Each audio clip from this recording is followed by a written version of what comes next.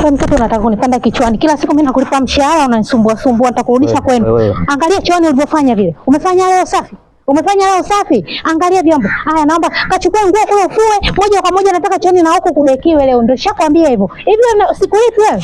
Sikulipi wewe mshahara.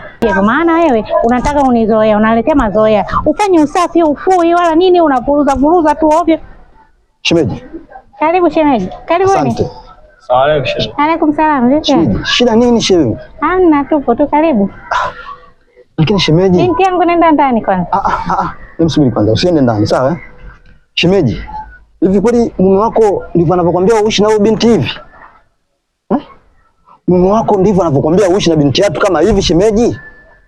Usi binti kama binti yako tu. Sasa hivi unavyomfanyia huyo binti, sasa imagine sasa ndio binti yako wewe anafanya kazi kwa mtu ndio anafanywa kama unavyomfanyia binti yako hivi.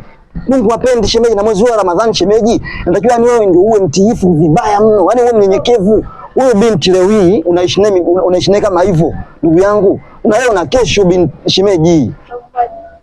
Jamani, hivi ni kweli shara zake? Hapana Shamisi. Inabidi ukae chini umwelekeze taratibu. Maana yake ni kama mwanao shemeji. Inabidi ukae umwelekeze fanya hivi, aende masjidi, mwende kuswali. Lakini sio unapomfanyia hivi unamtesa shemeji. Inabidi umwelekeze taratibu. Yaani binti ni mpaka kanyongea binti pole sawa Usijali, sisi tupo kwa ajili yako, umesikia? Mimi na imani hili swala tutalifikisha kwa mume wake na mume wake atalichukulia hatua hili swala. Mimi siwezi kukaa kimya katika hili swala shemeji. Mimi sikufisha shemeji. Mimi hili swala siwezi kukaa nao kimya. Kwa sababu sasa hii tu mbaya, mwisho siku tutaje kumuua mtoto wa watu huyu. Kwani unaishi naye kama hivyo? Shara zake. Tusipoteze muda. Binti wewe pumzika usijali, lakini shemeji nikwambia tu ukweli. Shemeji umenikera. Yaani umenikera sio siri. Yaani hili swala msilinyamazia hata siku moja.